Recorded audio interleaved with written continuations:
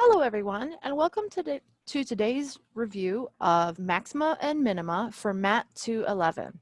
My name is Julia, and I work for the tutoring centers at ASU. So today let's look at this problem.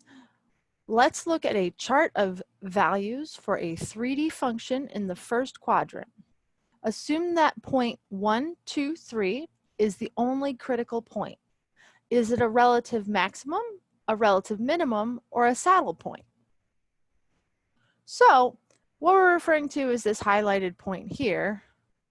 We can see that x is 1, y is 2, and our value here, which we'll just call z, so the values inside this table, is 3. So 1, 2, 3, as expected. So we want to figure out, is this a critical point? And well, we know that it is a critical point, but we want to figure out, is it a relative maximum, relative minimum, or a saddle point? We don't have the function, so we can't, figure this out mathematically, but we can inspect this graph and determine what is going on here. So to answer this, we are concerned with the sign of f of xx. So whatever our function is, we'll say this is some function at f of x, y, right? That's being represented here. And we're looking at the second order derivative, f of xx at the point 1, 2. So, and that's your x and your y value. And we're also concerned with the sign of f of yy at that same point, 1, 2.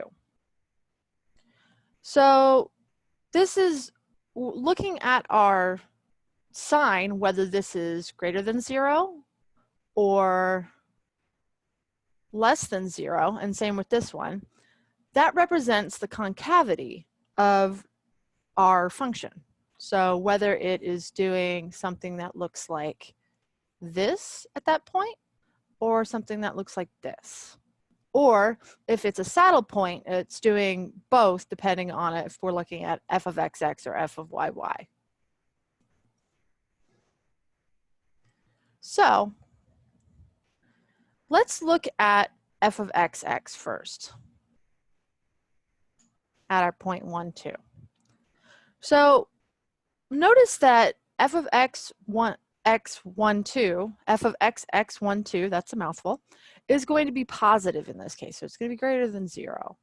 And we know this because f of x, so just 1x here, is going to be negative at before our point. So if we look here, we go 5 to 3, that's a decrease. So we're going down.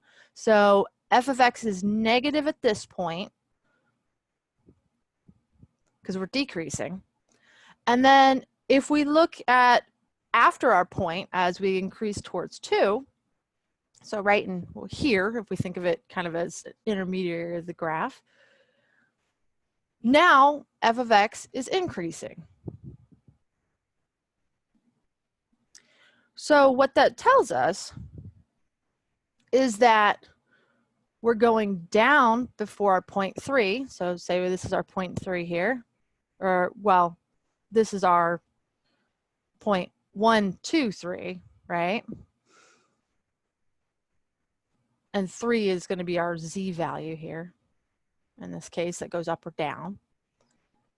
And then we're going back up again after this point. So this indicates that this is a local min from this direction.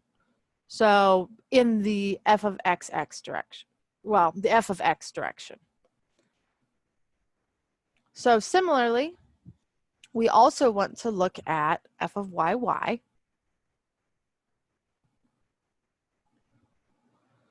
And we notice, so if we erase this here, get rid of my scribbling, we notice that the same thing is occurring, that f of yy is also positive. Because again, as y increases, we are negative, we're going down before our point. So it goes from 4 to 3, right? So that indicates that f of y is negative because it's decreasing. And then after our point, we're going to start increasing. So f of y will be greater than 0, and we'll go back up again.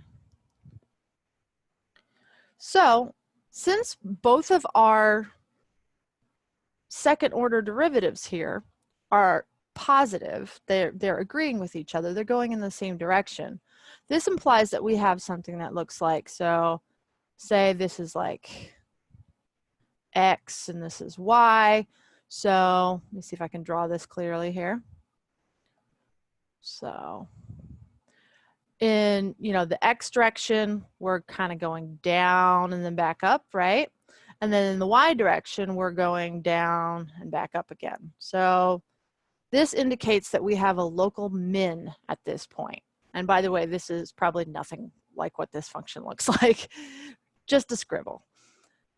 So we can classify this point then, because these two are both greater than 0, as a relative minimum, or a local minimum is another way of terming that. So we have a local or relative